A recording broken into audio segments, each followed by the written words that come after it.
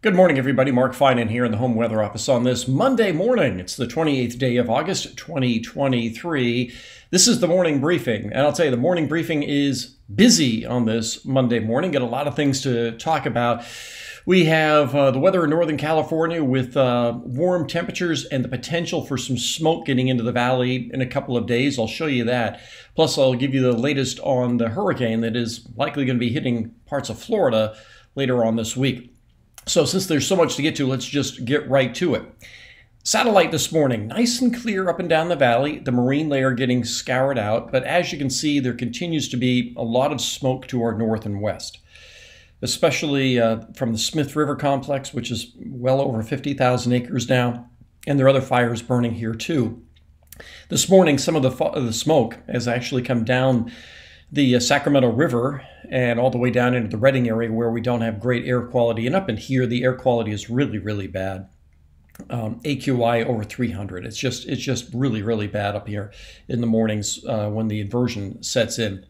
So for right now, the general flow, especially aloft, is out of the southwest. So that's why the smoke is staying up in here. Our concern is if we can start getting surface winds from the north, and that's what's going to start happening during the day tomorrow into the day on Wednesday. So this is a snapshot of the wind first thing on Wednesday morning. And if you look here, you can see the wind is coming out of the northwest. Now we do expect we'll have some north winds around Sacramento and well, even down through the San Joaquin Valley. But it's not like it's going to be windy unless you're in Colusa County to the north, through Glenn County to Hema County. Those areas will be somewhat gusty and the fire danger will be increased.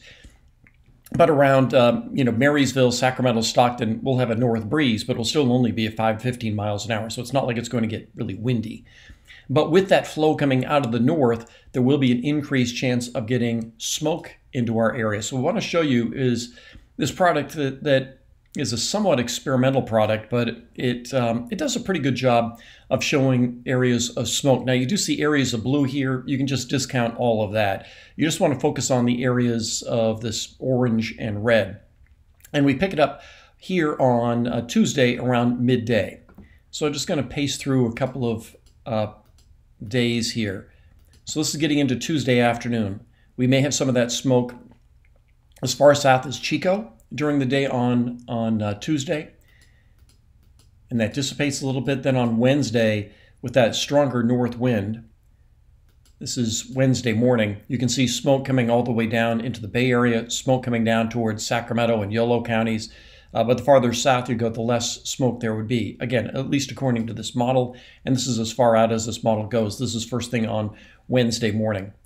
The good thing is that we will get a wind shift after Wednesday to help stir this out, but we could see some really bad air quality from those fires burning to the north, up and down the valley, especially from Sacramento to the north and through Lake County. But if you take a look at the big picture, here is our pattern right now. Here's that southwesterly wind that we're having to help keep some of that smoke away. A little trough goes by on Tuesday, and it's in the wake of that we get a north wind. But by the time we get into the day on Thursday, we have a southwesterly wind which will help to scour that smoke out. And then this pattern will bring our temperatures back down. Over the next couple of days, our highs are going to be in the upper 90s. Wednesday, we may be around 100 degrees, nothing too outrageous for this time of year. But by the weekend, this is Friday, with this deep trough coming our way, we're talking about highs in the 80s. As we head into Friday, Saturday, and Sunday. Monday, we may see the temperatures come back up, maybe into the mid to upper 80s. But if you have outdoor plans for Labor Day, it's looking really good at this point. And right now, it also looks dry. There had been some concern that this pattern right here could bring some mountain showers. And we'll still keep an eye on that, maybe some showers into Plumas County sometime over the weekend. But I think if you have outdoor plans this weekend, this Labor Day weekend around Tahoe, that's going to work out just fine. All right, so let's shift gears here a little bit and talk about the tropics. This is the latest from the National Hurricane Center on the hurricane that is going to be getting into Florida. So right now what we have is a, let's see, is it hurricane yet? It's still Tropical Storm Idalia. I know I haven't even tried to see how this one's pronounced yet. Idalia? I think it's Idalia. There we go. Idalia. That sounds right. So it's tropical storm now, become a hurricane, and then right now, major hurricane, Category 3 as it hits the Florida coast on Wednesday morning, and then weakening rapidly to a tropical storm. This is the track from the Hurricane Center. As you can see, these areas highlighted in red right here. That is a hurricane warning, so that includes the areas around Tampa Bay, and it goes all the way up toward areas close to Pensacola. Keep in mind that the track can certainly vary left and or right. So if you are in the Tampa area, you should be certainly aware of this, but also because even if this forecast track is right, it is the right side of the storm that is the worst part of the storm. Remember the big hurricane that went through last year that went farther to the south, closer to Naples. Tampa was on the north side of the storm, and that was the weaker side, so Tampa actually fared quite well. So let me show you how this looks on the NAM this morning, and I'll explain a little bit about which side of the storm you don't want to be on.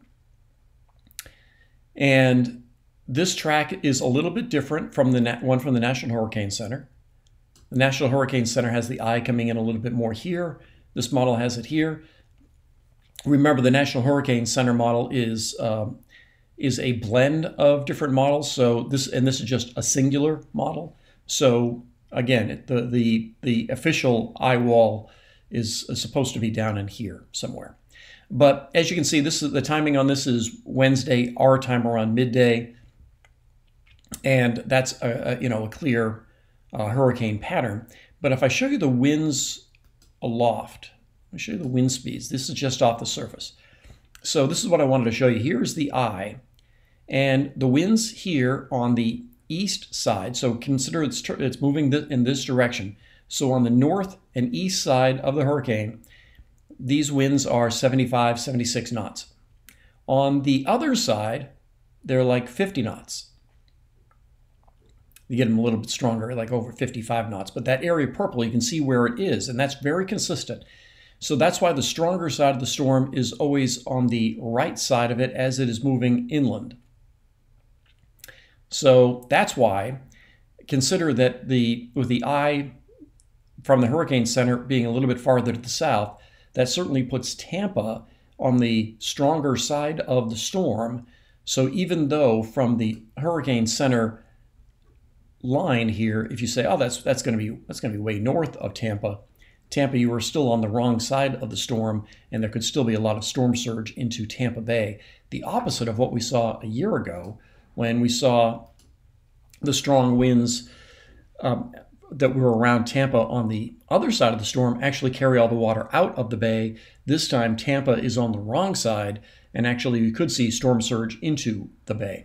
So for those of you in the Tampa area, this is a storm you have to take very seriously, even though the track from the National Hurricane Center keeps the exact eye wall to your north. You may not get an eye wall landfall in Tampa, but you will still be on the wrong side of the storm to have storm surge go into the Tampa Bay area. And as we learned last year, there are a lot of low-lying areas around Tampa. So a lot to get through today. We have our own north winds to deal with. We have the possibility of getting some unhealthy smoke into the area, especially by Wednesday. And then, of course, we have this hurricane to track as well. So that's everything I've got for you this morning. Of course, I'll be on KCRA at 4, 5, 6, 7, 10, and 11 later on tonight. And yeah, have a great day. Make it a good one. It's going to be warm, but not too hot. And I'll talk to you later.